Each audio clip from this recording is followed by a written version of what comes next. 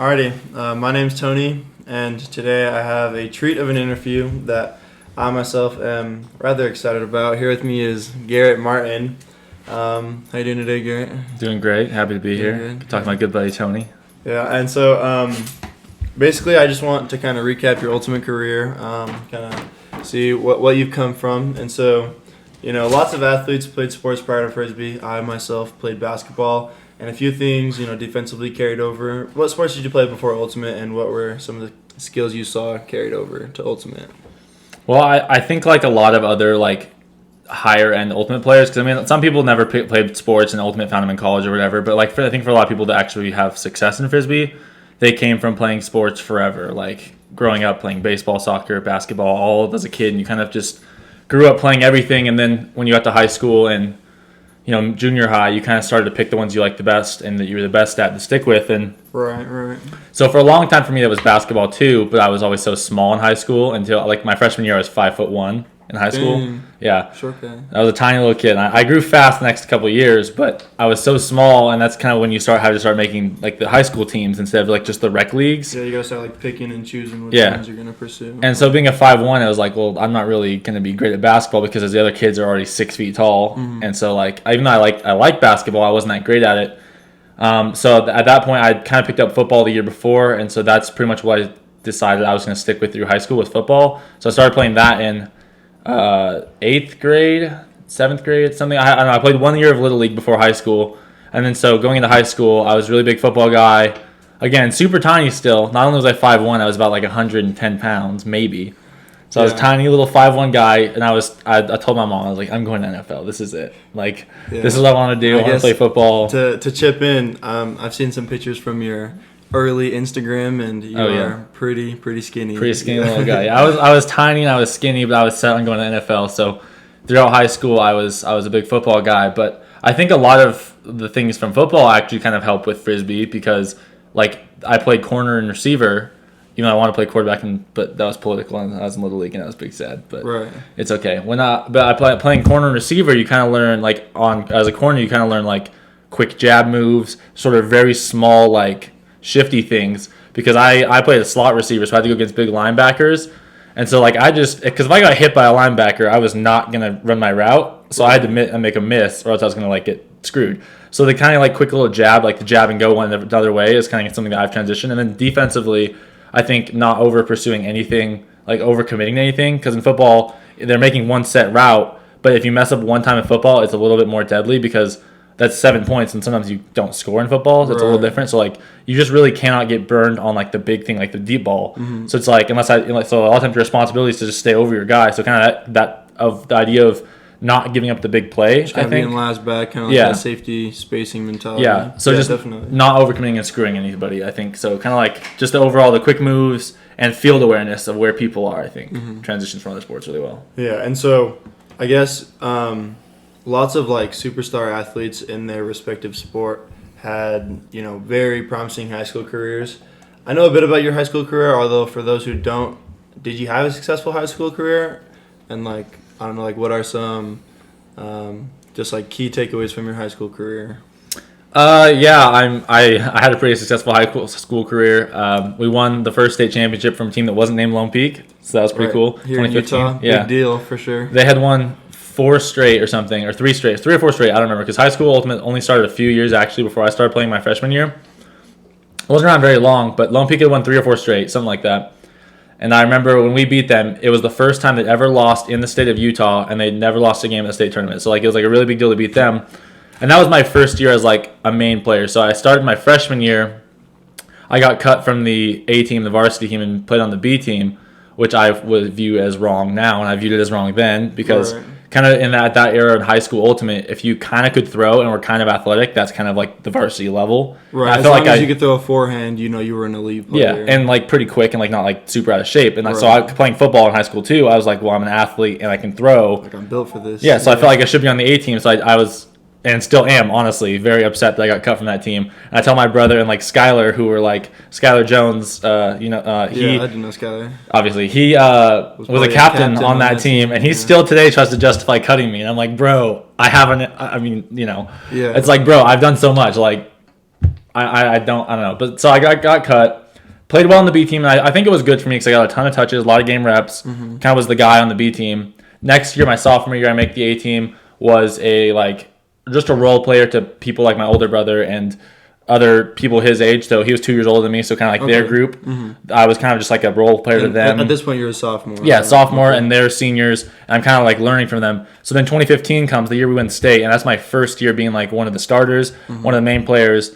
And I end up getting first team All-State that year, and we won the state championship. So that was like a pretty perfect year as far as like high school sports go for me. Right. And we had some losses that year too, but those like you don't really think about those. You think of like how the end year ended because I think we only lost to Lone Peak that year. We might have lost I think we lost to one other team out of state, but Lone Peak was the only team like I remember losing to. But I think those losses kind of help you in the big game because they think they have your number or whatever, and we've seen them beat us twice, so we have nothing to lose going into the state championship, right? Right. Okay, so a quick question, just in high school, kind of like what would you say your sophomore year like season record was? Because I know that not every team is Lone Peak and Skyview, but kind of like just roughly what was your record? Okay, I'll start with this. My freshman year, we won I think 3 games. 3 games. As on Skyview B, I think we were 3-20. Right. So we won 3 games against the same 2 teams. My sophomore year, we were actually really, really good because I was on Skyview A at that point. Right. So I think we lost 3 games all season, 4 games, and like 3 of them were to Lone Peak, and one of them was to Breakforce or Layton in the state semifinals. That was the most brutal loss, like for my brother especially. Right. And I think that loss, like me and Blake, like we got together and we're like, yo, like we can't let this happen again. Yeah. Like so, like that was a good loss for not for them because it was their senior year, but like for me and Blake who had another year or 2 coming. Like I think that kind of like fundamentally. Yeah, that started a fire in us to be good. So we were good that year, but it wasn't because of me that we were good that my sophomore year. I was just a piece of the puzzle, a small one. And so, I mean, you mentioned roughly 4 losses, but how many wins we talking? Like 30? Yeah. 35? 20, like in the 25 to 30 range probably. Because we played a lot of tournaments, and they're all in Utah. I don't think we went out of state that year, but we played like 5-6 tournaments a year. And each one has like 7-8 games. So I mean, 4 losses, like 30 wins, somewhere in that ballpark. And so it's a lot of wins. But a lot of times in high school at this time, especially, it was still so new in our state, underdeveloped for sure. So you have a couple good games a year, and the rest are just absolute smackings. Bagels, yeah, we just like if it wasn't like Lone Peak, Breakforce, and then a couple other like mid-tier teams. Like Timview was kind of on the come up. Riverton was on the come up. I even remember playing you guys in. I think my sophomore year we were pretty decent. We got 8th in state, and you guys would beat us consistently about 13-1, 13-2 every game, and so so it was so much like parity between the top and bottom teams that we really tight games. We had maybe 5 or 6 on the whole year, maybe like 6, and then we lost 4 of them. Damn. So like think about that. So like. The teams that are better than us were better than us, but then everyone else was just so much below us that it was like we played a close game and would lose, but they were because they were better than us, so they beat us by 1 or 2 goals or whatever. But then the teams we were better than, we would just absolutely murder because we had 20 good players, and every other team had like 1 or 2, and then like 8 to 10 guys never played just before. Don't have the matchups, yeah. So that's just kind of how high school was early, and then even in my junior year when like the year we won, it was still like that, but not as much. So we still whipped up on most teams. Us and Lone Peak would always battle. A couple of the teams we battle. But there was more teams scoring points. Instead of bagels, they'd score 3 or 4. 5, yeah. So you start to like you see the improvement, but they're still not there, so they still can't compete. And even my senior year, it was still kind of like that. But again, more points being scored. So it's not like again we didn't think about anybody else but like Lone Peak my senior year. But there was teams like Riverton, who actually ended up beating us, which is like their mid-tier team. Right. But 30-mile-an-hour headwind game, anything could happen in that kind of game. But like that kind of showed us that like teams are getting better because teams are scoring as untouchable. Exactly, teams are scoring 6, 7 points, which is still a blowout in today's Ultimate, like real Ultimate. Oh yeah, for sure. But in high school, it doesn't feel like a blowout anymore because of how it transitioned. And so that confidence is all the difference. Yeah, for sure. Yeah, so high school was an interesting ride of learning the game and beating up on people who didn't. And so that kind of helped you like navigate kind of like where you sit in the Ultimate community, right? And so just to mention, you just won the championship your sophomore year. Did you won the championship my junior year? Lost in the championship my senior year after not losing to Lone Peak all year, which was brutal. Oh, okay, so you only have one chip. Only one chip. Okay. 2 first-team All-States my junior and senior year. Very nice. Which was nice. But I wish we would have won my senior year because we were the favorites. Everyone is like, I remember talking to people before the game, like, you guys got this one. You haven't lost all year. Yeah. Like, this is it. This is like, and I was like, yeah, this is my last game. I'm not going to lose my last game. Yeah. We lost my last game. It was brutal. But dang, that's tough. yeah. All right, well, I guess like transitioning, now that we got a little bit of background on your high school career, kind of how did you get introduced to club? How did that experience start? I know it started for you at kind of a young age. I guess how old were you when you started playing club, and what was the scene for you like entering? So I got introduced to club from my brother because he, after senior year, so 2014, my sophomore year of high school, my second year playing Ultimate, I actually started playing club Ultimate the same year. He was, like, out of his senior year, he was probably the best player in the state of Utah at the time as a high schooler. And so he... Sorry, who's your brother? Ryan Martin. Yep. Okay. So he was probably the best player in 2014, kind of came out of high school with a lot of hype. The pro team in Utah at the time, Salt Lake Lions, who were an AUDL team but no longer exist. But they were really, really big on Ryan. They were trying to recruit him to play with them before they folded and everything.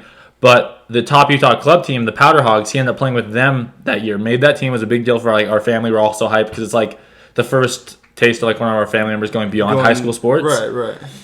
And so we were all super hyped, and so we were all super jazzed for Ryan. So this is 2014, my sophomore year. And then the Salt Lake Lions, the pro team I was talking about, actually like made a developmental club team for the summer called Serengeti, which was like a couple of the Lions players, and then they reached out to like college players and like high school players to play with the team to like try to develop them to basically play for the Lions down the road or like just develop skills. Right. So me and my buddy Blake, who I mentioned previously, played on this team together. So I was 16 years old. So you're 16 playing on this Serengeti team that's like a pre-Lions team. Yeah, so it's a legitimate club team in the open division. It was not ran very well. It was not very well organized. And it was a really bad like level of play. But for me, it was really cool because instead of playing against high schoolers who I was just absolutely trashing, I was playing against adults. And a lot of them... Who knew what they were doing. Yeah, they knew what they were doing, and they were trashing me a lot. And like if we were playing a bad team, I could do whatever I wanted because they're still like bad players at the adult level. But like if we played Powder Hogs, for example, I felt like I was outmatched in almost every matchup. But the funny thing is we played them only one time. We played the Powder Hogs, and we took half on them, and I was so jazzed about it. And then I think we scored 1 point in the second half, and they absolutely whooped us. Because I think they came out thinking this guy sucked, whatever, and so we actually came out and played okay, made some plays. But I think that was a good like opening for me to like see what the level of play could look like. And this was before I'd seen any like legitimate nationals level club teams play. Right. So Powder Hogs was it for me in 2014. I thought these guys were like the sickest dudes. I thought these were like the best players. I was like, this is like... So I got introduced to club and high level club even because back then in 2014, Powder Hogs got really close to making nationals. They got the game to go against Furious George. Yep, they got really close. So they were very close. They were a good team, a very, very good team. So I got introduced to that at a very young age in my Ultimate career. And I think that kind of started making me realize like, oh, okay, so this can like go pretty far. Like you can get good and you can keep playing. Because for a lot of athletes, like after high school, that's it. Yeah, there's like rec leagues around town, but it's not like real competition. There's no like semi-pro or anything like that, right? So like if you're a basketball player in high school and don't go to college, it's kind of it. You're playing rec leagues and you're playing intramurals in college or whatever, but it's not the same. Like this is like a legitimate league, right? This is like people who take it very seriously, train very seriously. And so there's opportunities to keep playing. So that's why I think club has always had such an interest for me because, one, it was an opportunity to keep playing. And at this age in my life, too, it was an opportunity to develop my skills for the leagues I cared most about, which was high school at the time because I was still in high school and I wanted to be like the best high school player. So I said, okay, if I spend the summer playing club, I can get really good and come back and be the best high school player. Right. So I think playing club in 2014 actually helped me have all the success I had in 2015 because from 14 to 15 is when I made the jump from role player on the A team to first team all-state champion the next year. Right. So I think having that club year early really helped me because I went from playing against high schoolers to playing against adults. So I think like even though I got my butt kicked, it was a good learning experience on how to play at a faster level. I actually do have another quick question about early club. Did you ever have any humbling experiences where you got cut from any of these teams or any of these older guys here in Utah? Didn't really see you as a good fundamental player or anything like that. Yeah, I've been cut from 5 different teams actually, if that's believable or not. One is my high school team, which I mentioned before. In 2016, my senior year of high school, I actually got the tryout for the junior national team. Got cut from that, And which is all of these cuttings I've had, I feel like hurt because I felt like I should have been on the team. Like I felt like I had a good tryout. I felt like I was what they were looking for, and it just didn't work out for whatever reason. Like I don't know what the coach's decisions were, but so those two at that age, and then the same year, 2016, my senior year of high school, which would have been my third year of club, I got cut from Powder Hogs, the team I told you I wanted to make in 2014, really bad, and like because Ryan made it, and I was super jazzed about that. So in 2016, right after I finished high school, I was like, okay, this is the perfect time. I can go play with these guys. And I can like actually have a legitimate club season where we travel over the country and like compete to go to nationals. Right. And then I got cut and they offered me a practice player spot. And that sucked because that's what I wanted for 2 or 3 years. And I came out of high school the best player in the state for 2 years straight. And then you get cut from, the local club team. Yeah, Right. exactly. So it was like brutal for me. But like when I got cut, it wasn't like a full on cut. It was they offered me a practice player spot. So they're like, okay, we don't want you to come to tournaments necessarily, but we want to try to develop you in our system to play with us later. And I was like, at the time, I was kind of peeved. And I was like, I don't really want to do that. I want to play. Like, I'm not going to waste my summer just practicing. So I ended up playing for the down south team called Orem Killjoys at the time. So this was they'd been around longer, I think, than the Powder Hogs. Never quite as good as the success. Yeah, not quite as good. But so it was kind of like the second tier team. And I made that team basically without trying out. I just like reached out and because they knew who I was. All the Ultimate community kind of knew who I was at the time because I was like the stud in high school. Right. And this is kind of when high school was starting to get pushed to the forefront of people's attention more, like with the stadium games and stuff. So like they kind of were aware of me, and so they wanted me to play with them and develop. And so I started on their D line and ended up like playing with them all season. Had a great time. And I'm really glad I did that because now I got to know the Provo guys who I had like the BYU guys at the time, who I had never met before, never had gotten a chance to play against or with. And so I built relationships with a lot of guys who I'd play against for the next 4 years in college because I played with them over that summer. With Killjoys. Yeah. Right. So I met a lot of people, made a lot of experiences, and although it sucked to not make the team I wanted to, it was okay. I had a good time. Oh, that's good to hear. So followed by Skyview, you went to Utah State. I know as a freshman you made a huge immediate impact on the USU team, even more recently bringing the first sectional championship to USU. Tell me more about your college career and how it's been this far. College has been it's been an interesting one for Ultimate because I didn't go to a school that had a good traditional program. Right. Lots of talent, lots of success. I went to a school that barely getting started. Yeah, barely getting started. And the year before I got there, they had 8 people playing on Sundays. If someone got hurt, you basically had to play Savage the rest of the day. If someone else got hurt, you were playing 6 versus 7 the rest. It was not a team that was built to win a lot, basically. But I don't know what happened. The stars have kind of seemed to align every year that I've been able to play to where we had people that wanted to play and people that were actually pretty good to play. So my freshman year, I get there, and instead of having 8 people playing Sundays, we end up having 14 or 15 somehow. So nice. Almost double the amount. A team of 20 people. And then most of them had experience. 2 people from Chicago, Illinois, which is a pretty big Frisbee city, moved here to go to college here, and they were playing on the team. So 2 experienced players who've been playing since middle school also. Right. So things just kind of had worked out to where I had gotten given a lot of good players around me, which is kind of funny because Utah State's not a place you think about that happening. Right. But so my freshman year, we went from a team that had never qualified for regionals, never been anywhere close, and never really been a good team in our section, kind of like one of those teams that you just kind of beat up and don't even think about. Right. And then that year we ended up making the sectional final and going to regional for the first time, my freshman year. And that was mind-blowing for Utah State. And that kind of got me thinking okay, this team could be pretty good for a few years. Right. And then, so we're good. We go to regionals. We get beat up by everybody because it's our first time there. And these are teams with 20 really good players who are there every year trying to go to nationals. And we obviously went thinking, we can go to nationals, but we didn't know what was awaiting for us at regionals because those teams are just a little bit different than where we were at. So that was 2017. The next year, 2018, I actually took college off all the way because I just wasn't sure what I was doing. I didn't want to, I was a little bit in my head about it. I didn't know what I wanted to do major-wise and stuff.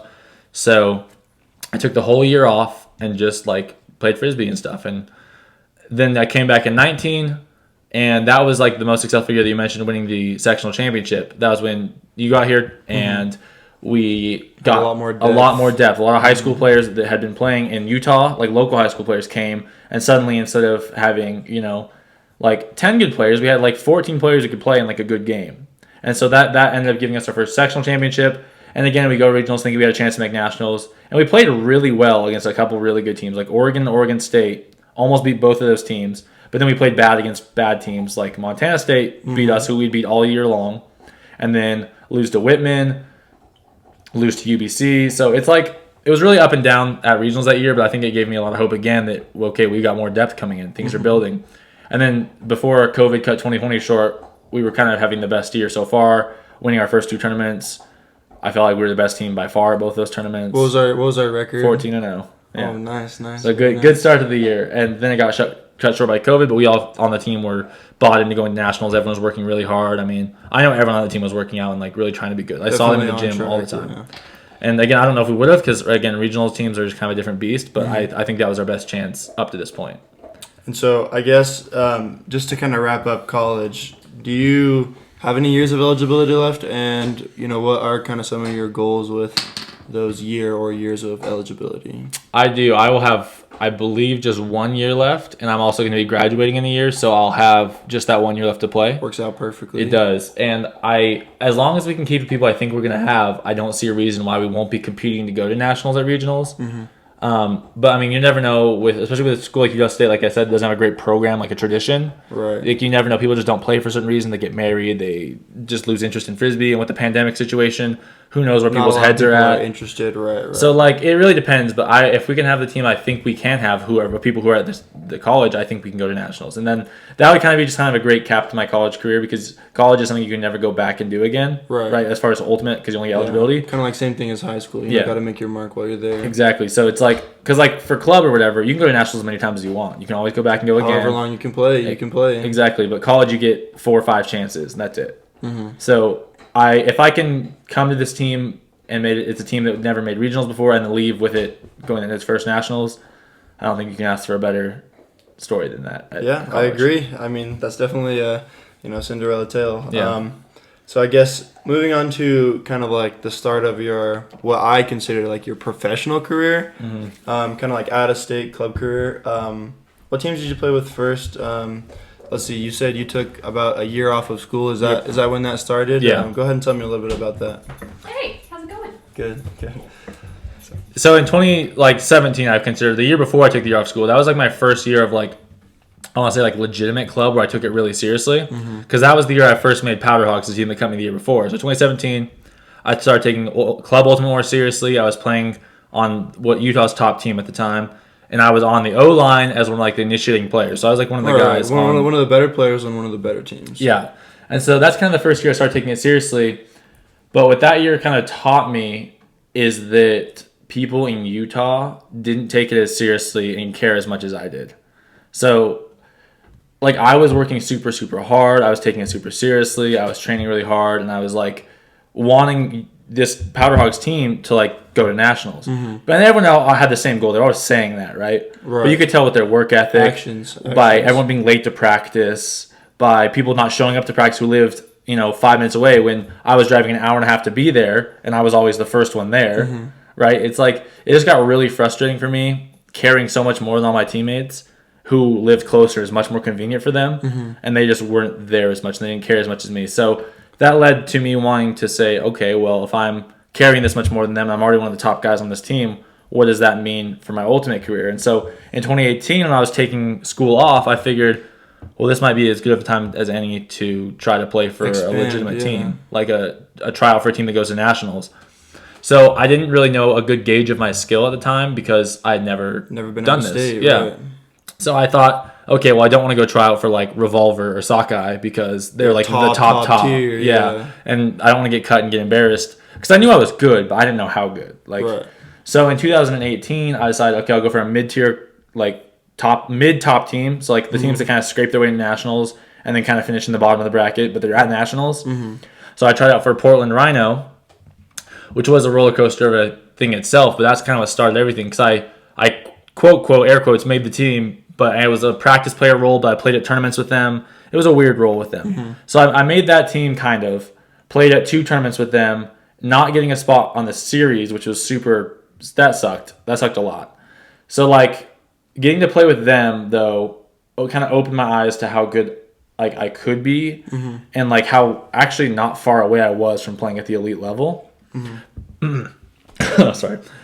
Because when I played with Rhino, at no point guarding anybody on that team did I ever feel like I'm overwhelmed by this person, no matter how good they were. I was going to ask you, playing against those Rhino players, that was kind of like your first glimpse at out-of-state, competition. I guess continue on how you feel like you'd match up against them. Yeah, I no matter who it was, I never felt outmatched. Like there was people who were like Oregon legends, like someone named Cody Bjorklund. I don't know if you know who that is, but he was like a 2010s solid in the community. Yeah, like top at tier Oregon guy on the team. Yeah, college like super stud, and everyone like he was on the Next Gen tour.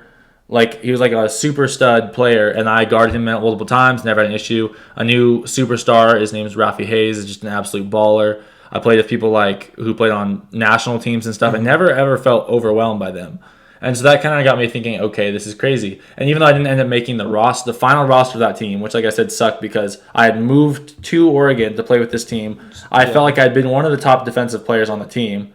And then I felt like I didn't given a roster spot because it got kind of political, and they gave spots to people who had played on the team before and that they like knew longer. So it was like more of a personal thing, which is, again, I'm only speculating because of my own sadness about it. But I felt like I deserved that spot, and so that's actually like was my first real like I don't know painful like cut because it was so personal. Like the other ones when I gotten cut, they sucked for me, like my ego essentially, but like. The national team cuttings, those aren't personal. Like, I don't know the coaches very well. I don't know the other players. But, like, this one, I had lived with them. Like a grown man's decision. I lived and played with these guys for 4 months before they told me, okay, we're going to go with these guys for nationals and stuff, and instead of you. Right. So that one kind of sucked a lot. But, I think I learned a lot from that. I think I learned how good I could be. And I think I learned, like, what the top level looks like because we played the top teams being on that team. We went through the big tournaments, played the top teams. I never lost a game playing for Rhino, which was nice. I was 14-0 with them. Super cool. Yeah, and then 14-0, man. That's just the number. That's the number for me, apparently, for incomplete seasons. Am I right? Yeah. But I think it introduced me to how good I could be and how like attainable the highest level is if you really work hard and dedicate yourself to it. Because, like I said, I was frustrated with my teammates in Utah not caring as much as me, and it drove me crazy. And so that's why we decided to go somewhere where people take it more seriously. And they did. And I got what I wanted. Very nice, very nice. And so I guess, that kind of transitions perfectly. This is the moment I've been waiting for this whole time. For those of you that don't know, Garrett Martin is a national champion. You won the most recent title with Seattle Sockeye in 2019. How did you even contact a team of, that caliber? It actually stems from my last conversation with Rhino in 2018 when I got cut from that team. I was obviously really like personally like a little hurt because like I said, I felt like I earned it. I felt like I knew these guys now. I felt like I was part of it. Right. And then so the next club season, I had full intention of playing with Rhino again in 2019. But what I told myself was like one of two things. I said, look, I'm either going to play for Rhino again and like give that team everything, try to be one of the guys. Right. Yeah. Or I'm going to try to play for a team that has a chance to win a national championship. So I said, okay, well, I can basically do both by trying out for the team just up north, Seattle Sockeye, and then be in communication with the Rhino guys and say, hey, I'm trying out for Sockeye. There's the Rhino tries are actually after Sockeye tries by like a week or two, so there's like a little bit of overlap. I could do both. Nice little decision. Yeah. There. Yeah. So I told them, hey, I won't be able to make the first couple of tryouts, but I will be able to make the last one if I don't make Sockeye. And so I actually didn't even reach out to Sockeye at all. I didn't do anything. I just filled out their information form, and the first tryout was an open tryout, just like at a field, and it was a one-day thing, a Saturday, and I bought a flight, flew there, Ubered to a hotel that was right across the street from the fields, stayed the night at the hotel, got breakfast from this gas station next door, walked over to the fields, tried out, saw all these UW guys who, like, they knew of me because, like, college, right? I played against them in college, and, like, all these people, and a couple people asked, oh, are you Garrett Martin from Utah State? And I was like, yeah, because I had my Utah State, like, jersey and whatever. I don't know, it's the only thing I had at the time was kind of like a identifying feature. Yeah. So I get there, none of the Sockeye guys know me, but, like, the college people do. No one in the community knows me or, like, my skill level or anything. I was going to say, you have no connections with anyone Sockeye. You haven't talked to a soul. I didn't even play against Sockeye the year before because we, with Rhino, didn't play against Sockeye until regionals when I wasn't playing with the team. I was there for that game, but I didn't play. Right. So they had no idea who I was. No one on the team decision board knew who I was. So I just showed up that one day. I had flown in the night before, tried out for sockeye. I felt like I had a really good trial. I got a bunch of D's, dunked on a bunch of dudes, played really aggressive. Hell yeah. And then just flew home that same night. And kept getting emails back saying, hey, you're invited to the next round of sockeye trials. You're invited to the next round. So I ended up going to, I want to say 3 rounds. I flew to that one. The week after, I drove with my brother and sister. They drove out with me. Because when it's a week-by-week basis thing, you don't want to book a flight and then not get invited to that round of tryouts. And then you already have the flight. You have the flight. So I was like, okay, I'm going to have to fly.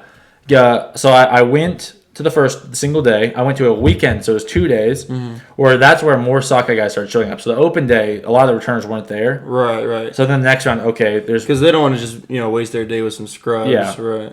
So the next round, there's more returners there, more players who I recognize from watching lots of film and being just a Frisbee fan. You start seeing these people like, oh, that's this guy, that's this guy. Yeah, the guys on the scene, right.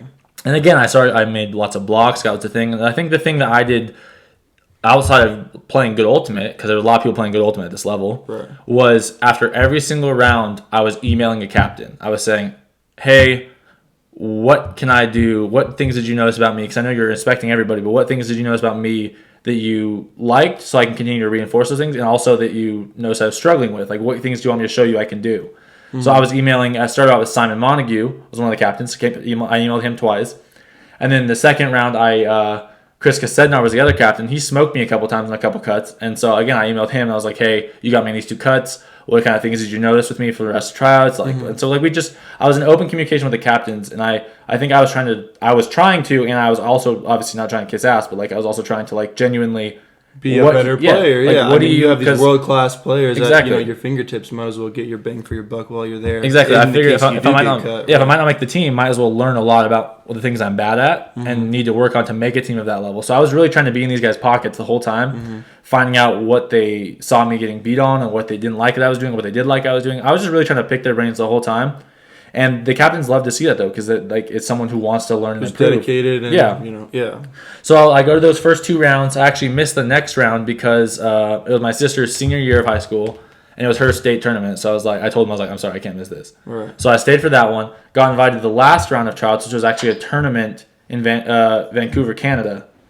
So Against Furious by chance? Yeah, we played against them in the finals.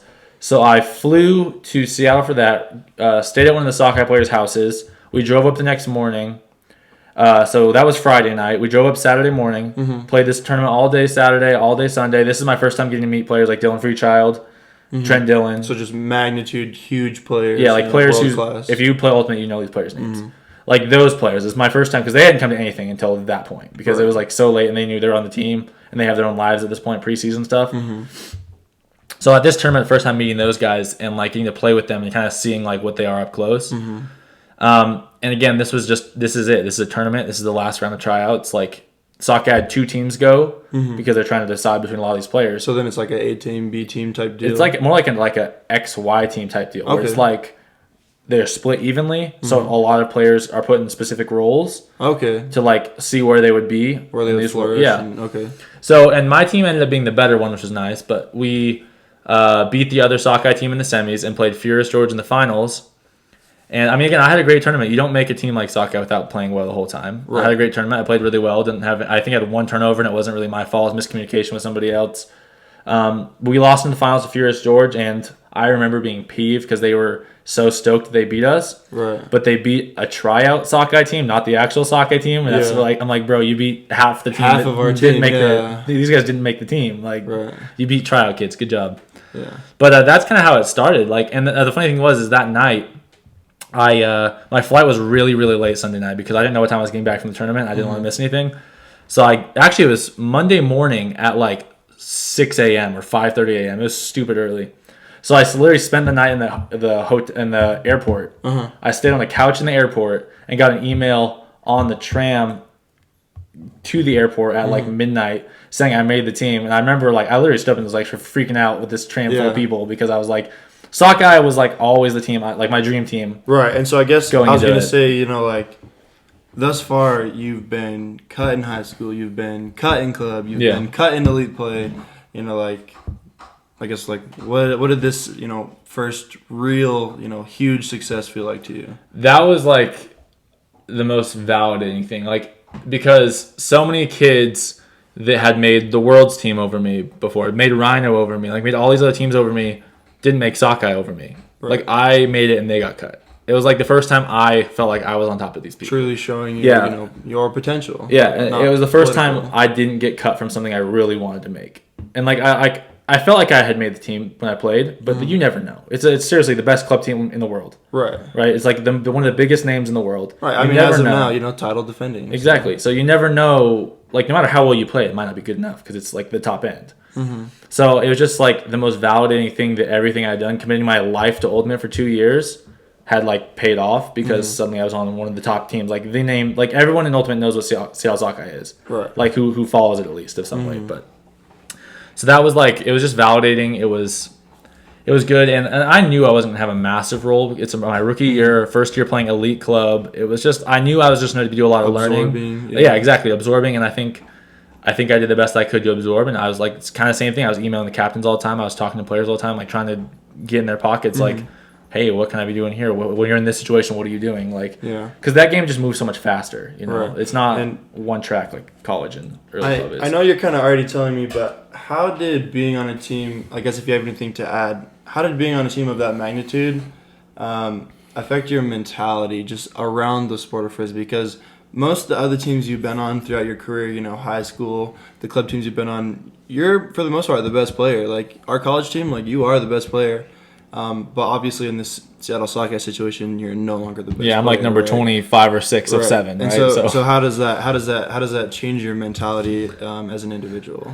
I think it's humbling. I mean, you may think it may make you more arrogant, right? Being on the top team in the world. Right. But going to practice every week and getting your ass kicked 3 times over the Like, weekend. 3 different dudes, yeah. It's like, man, like, and I feel like I'm playing good. And then they just do something. You're like, where did that come from? Right. Like you just learn how good people really are at this game. Like, I think I'm good, right? It's Right. different. It's different. Like, guarding players who have been not only dedicating their lives for 2 years, but have been dedicating their lives for it for 10 years, 12 years, 15. yeah. And then also have just this raw athleticism like you've never seen.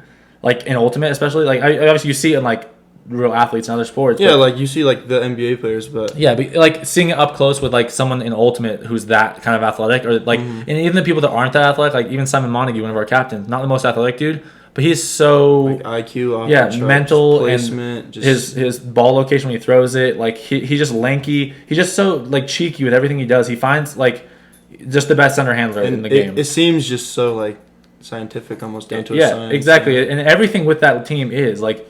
I think the mentality part of it becomes so much more of, it's humbling because of their skill, but it becomes so much more team first. Because like being like you said, I'm always one of the ones who has to get the touches and be involved for us to score.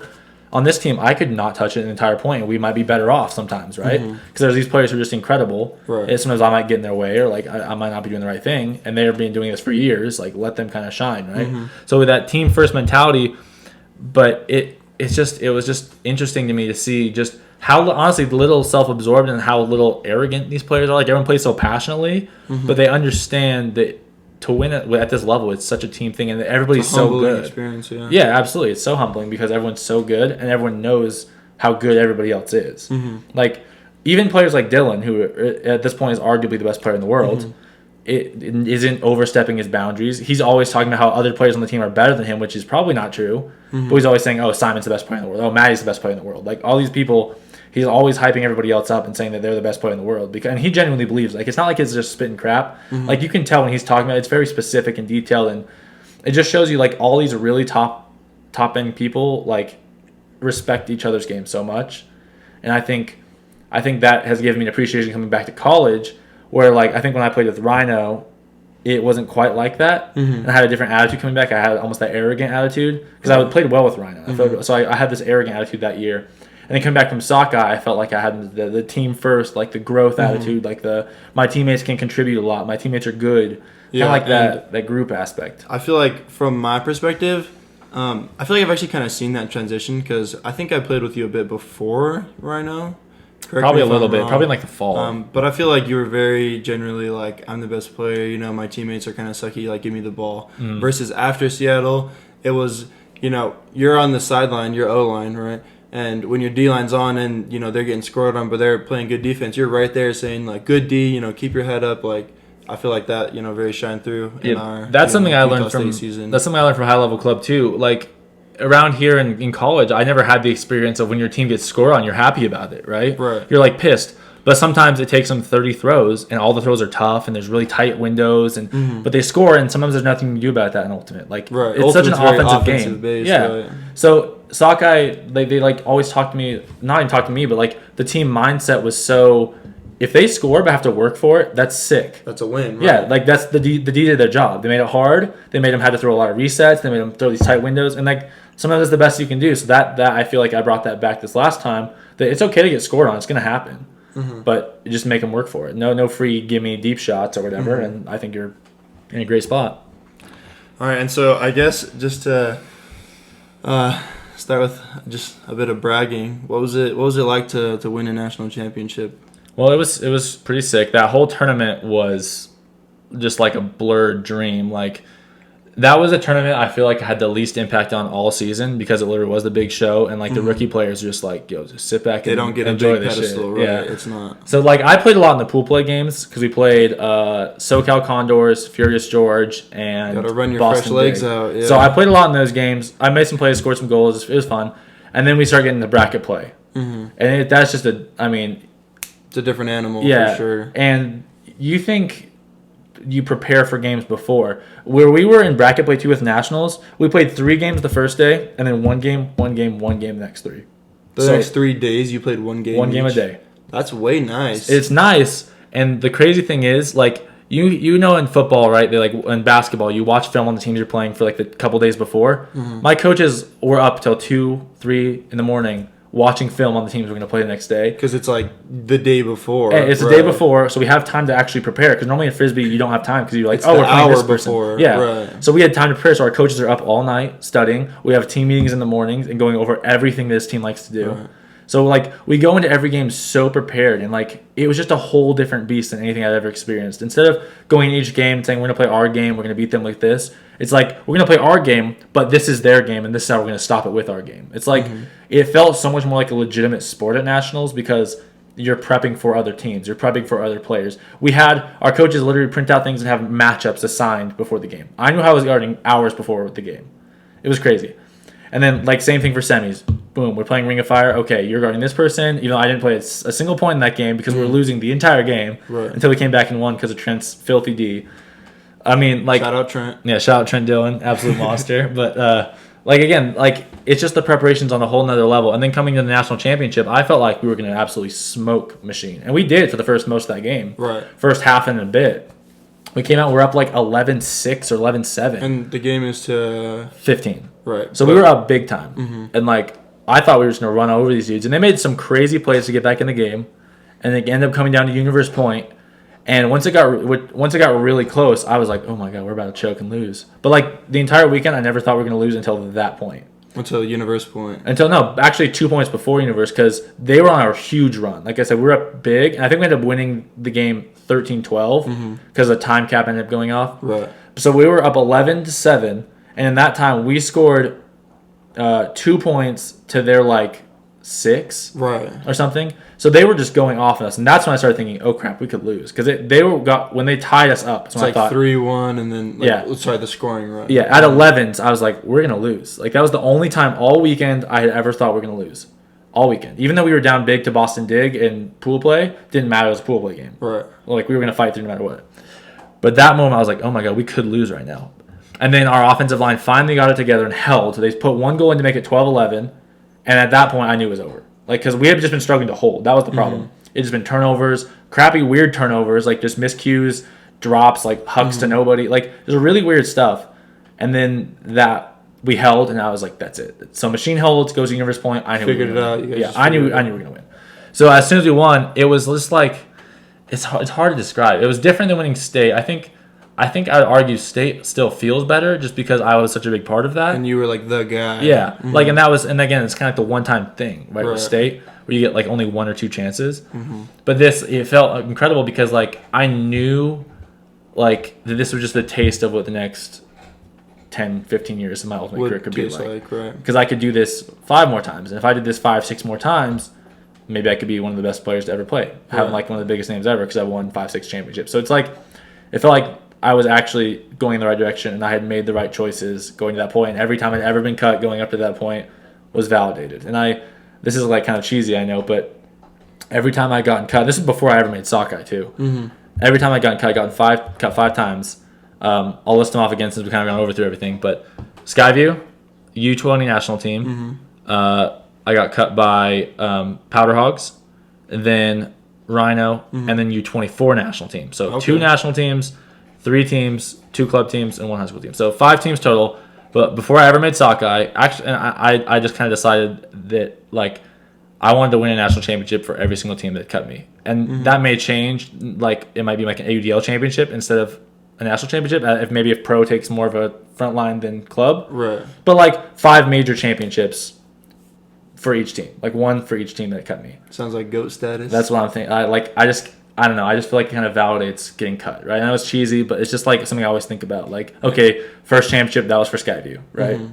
Next one, that'll be for U20. Next one will be for Powder Hogs. Like, as it goes on, I think it'd be a perfect like storybook career if I could end up with as many championships, if not more, than the teams that cut me. All right, so I guess that actually goes perfect to my next question. Like, not trying to put like your future on blast or anything, but kind of like what are you up to next? Like, if I'm a Garrett Martin fan, where am I going to see you playing the next 2-3 years? You know, like what are your next moves? I think this is a good question too because I'm in a good transitional period of my life where I have 1 year left of college and then the world opens up. Right. So things are exciting. I'm about to play my first year of the AUDL this year. So your first year, you're going into it. Who are you playing for? Seattle Cascades. So I'm going to be playing Cascades and sockeye this year. Okay. So I'll be moving out there in like a sure. week. Yes, I'll be playing with my first pro year in the pro league and then my second year with Seattle sockeye. And then after that, 1 more year of college. Hopefully things go great. Make nationals. Who knows? Next year is going to be a whole mystery. It depends on who we get to show up for the team and what that looks like in 6 months from now. But who knows? So another year of college. And then after college, my plans are actually to move to Seattle like full time. So I've been living there part time for Frisbee. Right, because you're tagging back to college, tag back to play. And So 1 more year of college, and then I plan on being a full-time Seattle person. I don't know what you say, Seattle citizen. Okay, so I can expect you to, just be sticking around the Seattle area, kind of rooting there. Yeah, that's my plan. Obviously, things could change. Maybe I'll get a good job somewhere else. But with what I want to do, at least straight out of college, too, I can kind of pick because I want to go into personal training. And like jobs in gyms are pretty easy to get, and the base pay is like $20 an hour. Pretty nice. Yeah, so it's not like it's crazy. And to live in Seattle, I'm gonna have to live with roommates and stuff. But like right out of college, making $20 an hour, sounds too bad to me. Right. And then maybe as I go on, I maybe start my own like training company program, or my own gym, or maybe I get hired at a college somewhere. So like wherever things may take me, but I see myself at least starting my post-college journey in Seattle and then seeing where it goes from there. And that's seriously solely because of Frisbee. Right. I want to move there to play with my Frisbee team because I love that. You have already rooted yourself there, and I feel like out of state, that's a good choice for you. Yeah, it's a nice place. I love Pacific Northwest. That's why I picked it the first time with Rhino, too, because I wanted to live in that area. Right. So, I don't know. Alrighty, well, that would conclude this interview unless you feel like you have anything else you want to add. Anything that you feel like, anything? Nope, I'm good. It was good to chat about my history because I haven't thought about a lot of it in a long time. So, well, Garrett, you have a lot of respect from me, and I think you so far have had a rather legendary career in Frisbee, and I hope it continues down that path. Thanks, Tony. Appreciate you. Yeah, until next time, Garrett.